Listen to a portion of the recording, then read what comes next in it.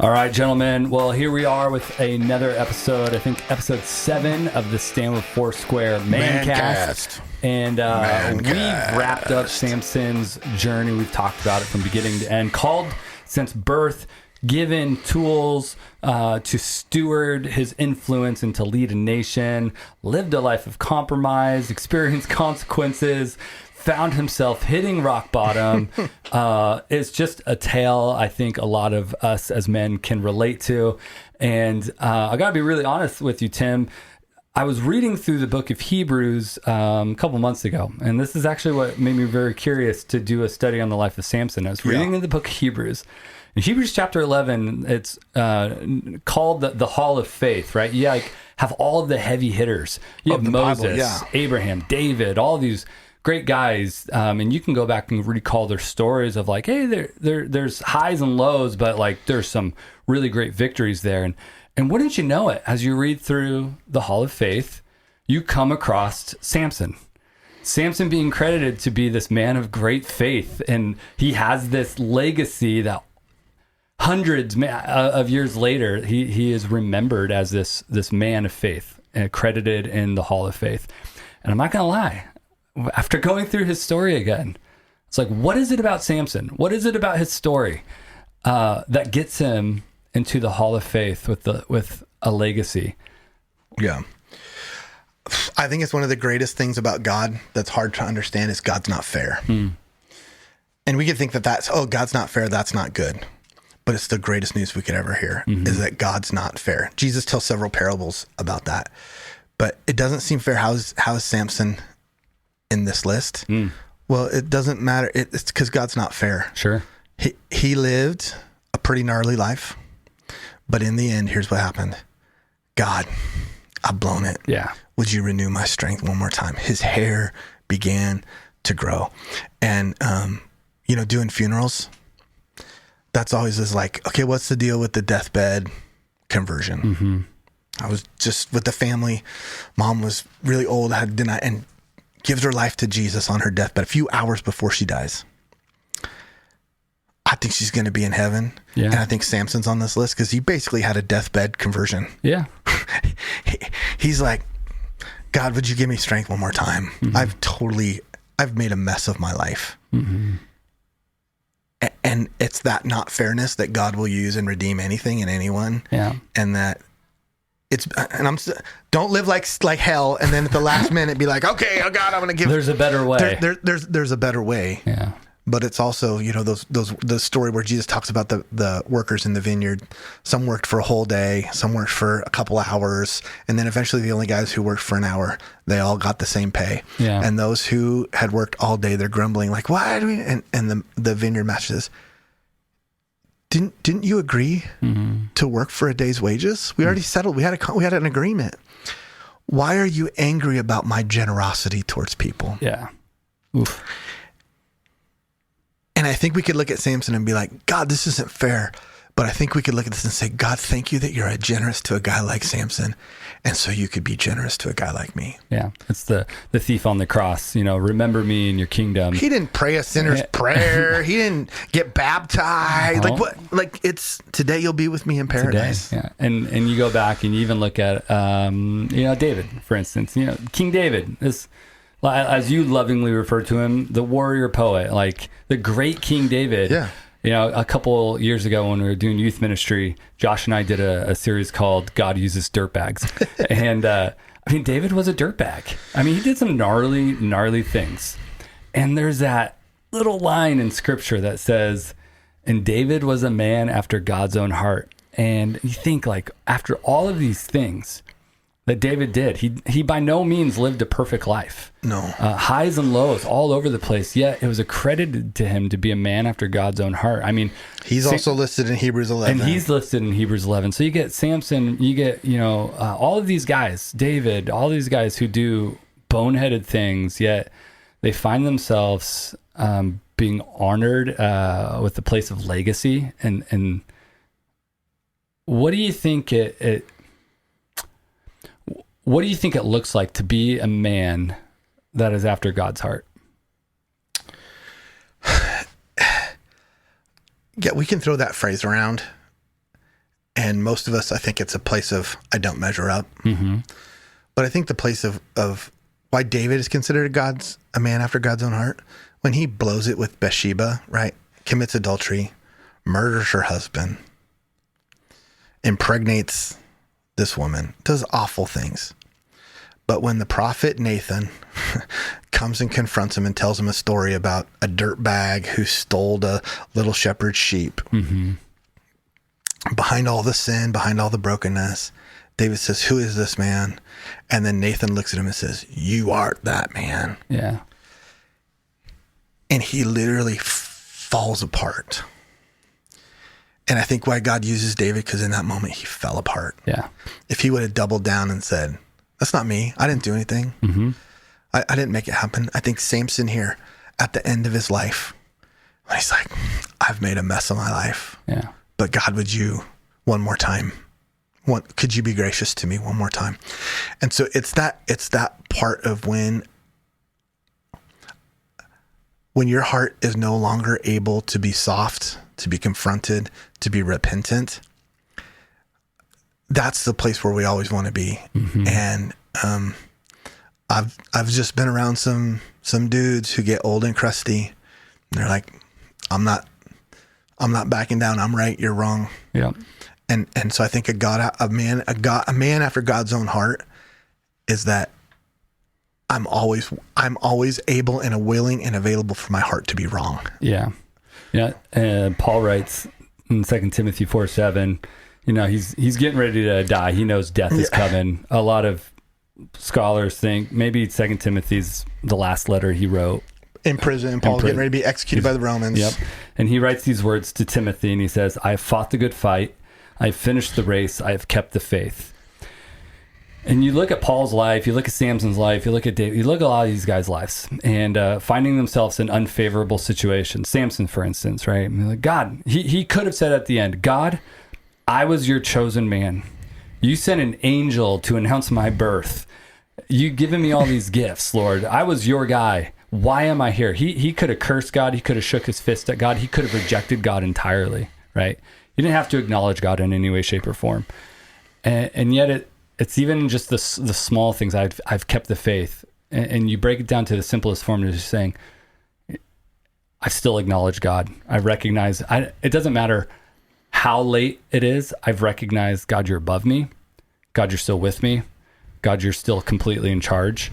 And we kind of have a decision to make when things hit the fan of we reject God, we get mad at God, we blame God, and we turn and walk in a different direction, saying, I'm ultimately in charge of my life. Yeah.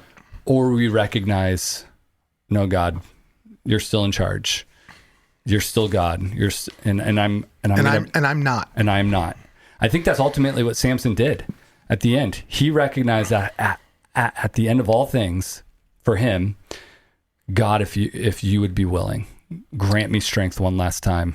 I recognize that you're in charge. Yeah, and even out of his, the couple passages before that, and his hair began to grow. Even before he asked it, God was faithful. Yeah.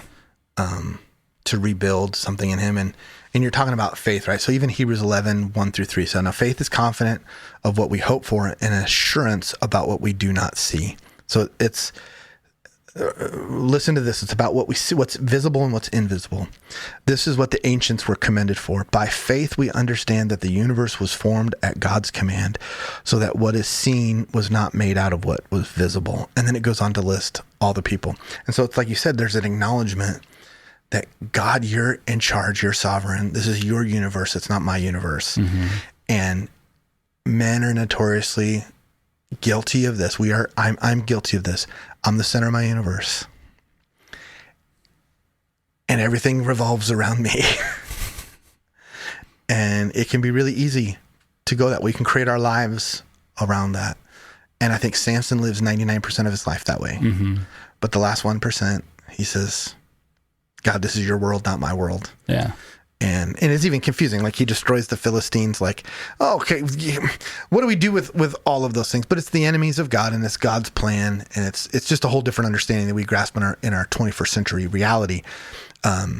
Yeah, David would be canceled, man. Like in my role, I would have had to go remove him from his church. Yes. It'd been like, a couple times over. You need at least a couple years of reconciliation and some counseling, and need to figure this out. And and David was put on the side, and it didn't mean that. Like, the end of his life does not end well. He doesn't get to build the temple. Yep. So it doesn't mean there's not consequences. Sure. Samson dies in a rubble of heap as a forgotten part of history. Only in Hebrews is he celebrated for his faith. Yeah. But yeah, that recognition of God, it's your world, not my world. Yeah. Yeah. I think as we read through Hebrews and we look at all these guys, there's this thought of legacy, and Samson leaves a legacy. Yeah. Maybe you could speak to that a little bit. I don't think Samson lived his life. Maybe he did. I didn't know Samson, but it doesn't seem that Samson lived his life too concerned with the legacy that he was living. It seemed like it was more about the here and the now, in the moment. And you have a great saying, Tim, that says if you want to live a life that's right, you have to live with the end in sight. I've heard you say that quite a bit. For guys, I think a lot of us think about our legacy. I think it's kind of it hits us in the face a lot in life. What do you think helps us kind of finish that race? What Paul says, fight the good fight, finish the race. You want to live a life that's right. Start with the end in sight. What are some tools? What are some things, ways to think, navigate our lives to get us on that path? Yeah, I'm looking up a passage right now in Exodus 20. Right, it says that the sins of the father are passed on to the third and fourth generation, but the blessings of God carry on for 1,000 generations. And so one is, I think we have to recognize that our legacies are not in our control. and I want to set that up. I want to now there's responsibility. I think when it comes to finances, all those things we have to get a will. If you don't have a will, get a will. Be responsible. Get life insurance. Those are things that help create a legacy. But how I'm remembered, so you can do a couple things. You can go buy a building at a university and put your name on it so that you're remembered. That way, our daughters, we've been on a bunch of college visits, campus visits. She's getting ready to go to college. And you walk around and every building's named after somebody.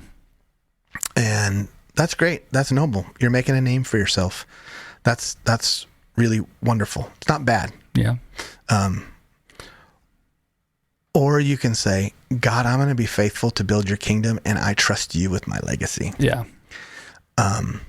Phil Knight, the Nike guy, he gave just a couple weeks ago, gave the single largest donation that we know of, $2 billion to Oregon Health and Science. Wow. For cancer research. $2 billion with a B. dollars. I'm a University of Oregon fan. Sorry about that. But they call him Uncle Phil, man. Uncle Phil. Crazy why we beat Penn State, why we ranked number 2 in the nation. Hopefully we haven't lost a game since this is aired, but that's money, right? He's buying a legacy with all these things. And we may not feel wealthy, but we each have an influence, something to steward. And what are you going to do? Are you going to leverage it for your name, or are you going to leverage it for the name of God? Yeah. And I think even Samson in his end, in his prayers, it's not that I would be great, but God, that you would be great. Yeah. David says, it's not that my name would be great, but God, that you'd be great. He wants to build the temple. That's like David's ultimate goals. He wants to build a house for God, not so that it's got David's name on the side, but that it's got God's name on the side. Yeah. And so he does everything he can to leverage his son, who ultimately gets to fulfill that. But if you want your name to be great, go for it. Yeah. I even one of the questions we asked last night around the table, it was, what legacy are you building right now? And the trap of what you just said is so there. Even sometimes I think you've kind of communicated this before. Like, we have the desire, like we do noble things for the impression that we're doing it for the kingdom of God. We're doing it for Jesus, right? And we're doing what might be considered the right thing, but also like there's a sickness in us that desires to be recognized even in doing the right thing. And you're so right. There's something in us that we want to be recognized. We want to be known. We want to be remembered as doing something great. But is that the most important thing? Well, Jesus addresses that when he's talking to the Pharisees. I think it's in Matthew. He goes, don't let the right hand know what the left hand know what the right hand's doing. Mm-hmm. Because if you get your name on a building, you're good. Your glories, everybody's known. You've received it in full. Yeah. And we're playing for the eternal game of, and this is oh man, this is such a discipleship this is a discipleship thing that we don't understand. Even what it means to be a Christian is you are signing up for delayed gratification. Yeah. Sin says, do what feels good now in the moment. But the life of a disciple says, I am withholding. Even some of the Greek philosophers were so negative of Christianity because they said they're trying to kill all fun. Mm. But the Christian mindset is like, I'm not going to live for the desires of my flesh or my legacy for the here and now. I am living for delayed gratification. Yeah. That one day God will restore all things, that I will be with God in the life to come. And so if you want a legacy, you have to recognize I'm living for a legacy with the life to come. And my legacy is in God's hands. It's not in my hands. Yeah. And the more you try to make a name for yourself, what did they do in Genesis, the story of Babel? That was why they started building this tower. Yeah. We want to make a name for ourselves. That's what they were that's the perversion and the temptation. So we talked about the sexual temptation. Mm-hmm. I think one of the next big temptations for humanity is I want to make a name for myself. Yep. I want to be significant. I want to matter. And so they all get together, they build a big tower and say, we're going to build ourselves to God. And God's like, no. Yeah. And James references that and says, what comes before the fall? Pride. And pride wanted to make a name for yourself. Yeah, we build towers. We want to get famous. Yeah. We want to be recognized or known. But ultimately, that leads us on the path of falling down and probably hitting it hard. And maybe even going back to that what makes you a man after God's own heart? I think circling around that a little bit, your ability to let go of your pride, your kingdom, your wants, your glories, your desires, and saying, you know what, Jesus prayed in the garden. He says, not my will, Father, but yours be done. The funerals I love doing and the funerals that people show up to, people aren't doing a lot of funerals now. They're like, oh, we'll just gather around and talk about it. You know why I think a lot of people aren't doing funerals? Because they don't have a lot of nice things to say. And so they don't know what to say. And, if you can't say anything nice, don't say nothing at all. So a lot of people are not doing funerals because I just don't think they even know to say anything nice. But the funerals that I love are the saints who've gone home to be with Jesus. And we get around and we get to talk about how they've blessed our lives. Yeah. And we actually in their funeral, in their celebration of life ceremony, you actually get to bring out the stories that no one knows about the great things that they've done. Yeah. And that's like, and when I've done a lot of funerals, and when you say that, and I always, when I'm sitting with families and I start asking stories, I hear these great stories. And then when you share that and you'll hear it in a room, be like, oh yeah, that's my story too. That's my experience too. It's not just one thing, but this track record of investing. Wayne Rollins, he was on the church council when I came. He just passed away this last year. And this guy was he was probably in his 70s even when I came, and he just took me under his wing. Do you remember you took his assessment test? Yep.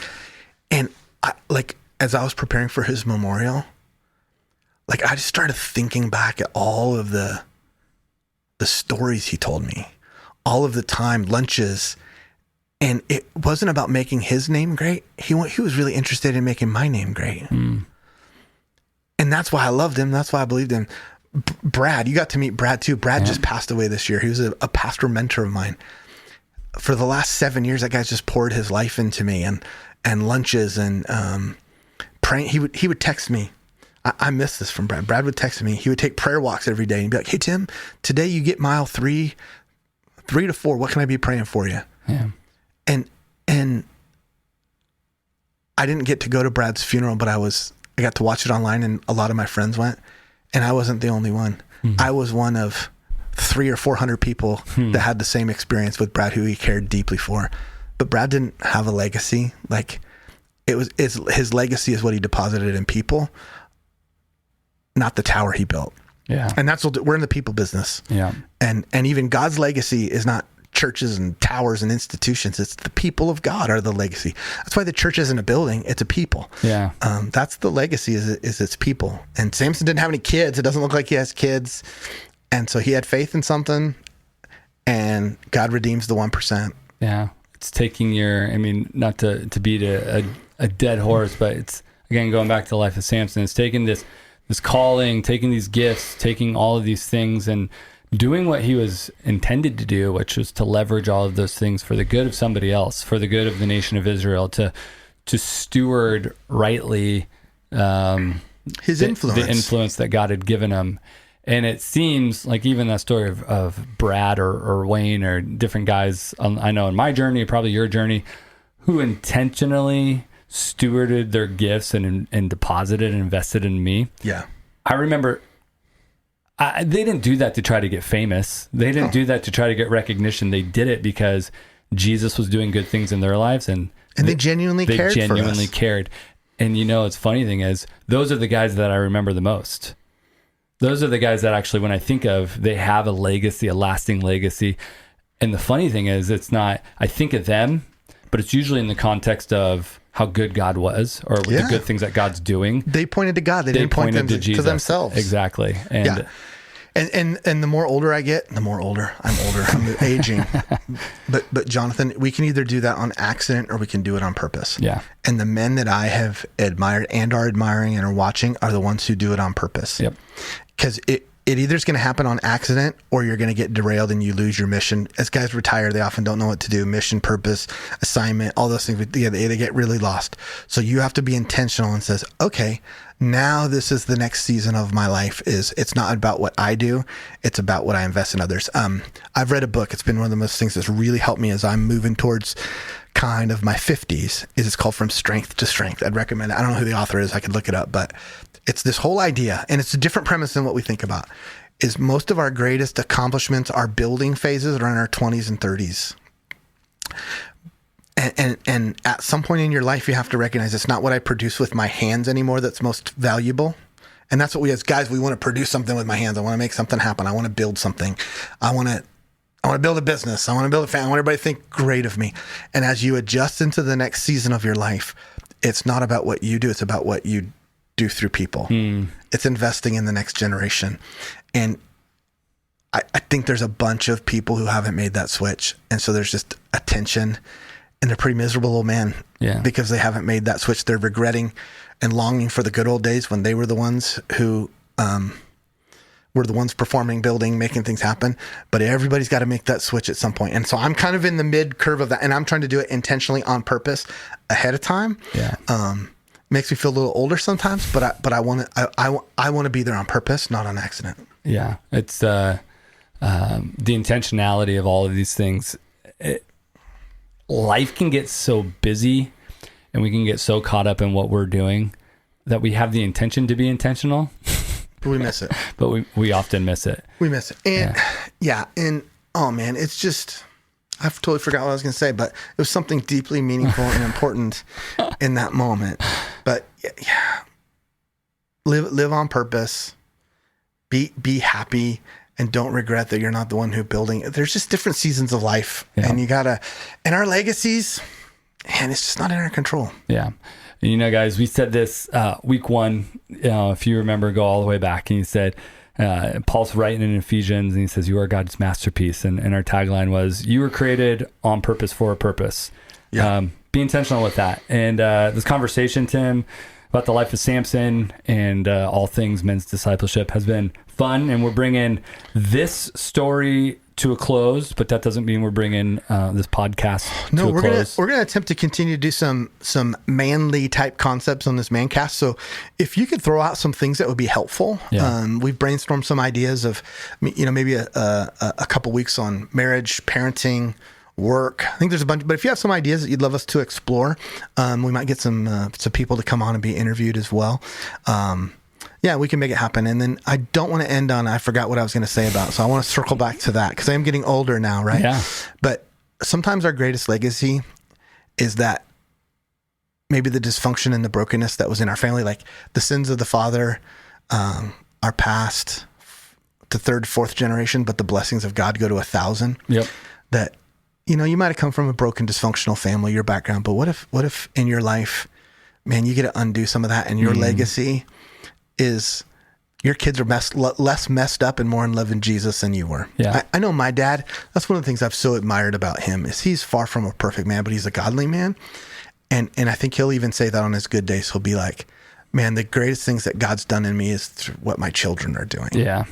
And that's a different deal. And if you don't have kids, you can invest in people. I was one of Brad's kids. Yeah. I was one of Wayne's kids. He had like 37 grandkids, but he adopted me in and invested in me. And you can do the same in any season. You don't have to be old. You're 30. There's some high school kids who need some investment. You're 50. You can do it. And so, yeah, sometimes the greatest legacy is alcoholic behavior stops in my generation. Yeah. Violence and abuse stops in this generation. Yeah. And that can be, it's not like a winning legacy, but it's a godly legacy where sin stops and righteousness begins. Yeah. I know one of the tools you've used and we've kind of implemented here at our church to help with what you just talked about are these things called mentoring groups. Yes. And we talked a little bit about mentor groups last night. If you were able to make it to last night, but this will be recorded way late, so it wasn't last night for them. Hey, Jonathan. Come on, they don't know that. But I mean, what would you say? I think mentoring groups we've watched guys have started the process of overcoming some of these things to turn a new legacy for their families. I mean, maybe there's some guys out there sitting on the fence thinking about it. I'm not sure if they want to commit, not sure if they want to sign up. Maybe they shouldn't. It's tough. What would you say to a mentoring group? In 25, 30 years of ministry, it's been the most effective thing I've seen God transform men from boys to men. Yeah. Not just the 90s rock band, but really like watching, and we've watched it before our eyes. Guys get totally transformed in the course of 9 to 12 months. Yep.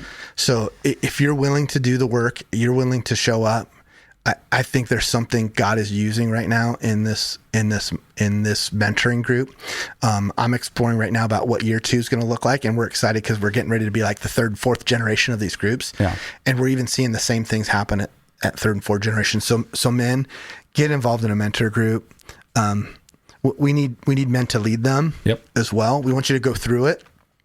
And there's just something in it, and it's not super complicated, but it's deeply meaningful. Yeah. And we're just continuing to see that. So I'm doubling down more on mentor groups, and I'm really excited for those guys who have been through it about year 2. Count the cost, because we're going to level up some learning, some reading. Yep. It'll rock your world, but it's not that hard either at the same time. It's challenging. It's doable. And I think for the sake of growing into men that have vision for their lives, to leave legacy for their kids, to what you talked about, undoing or maybe even allowing God to redeem some of the dysfunction that you've experienced, and seeing the good that he wants to bring about in your life, but also in your kids' lives or in your family's lives. Or maybe he should be our tagline. Don't want to live like Samson? Join a mentor group. There you go. Well, Tim, thanks for being able to walk through the life of Samson with us, and appreciate you guys. Keep leaning in. Love and believe in you. Keep showing up, guys.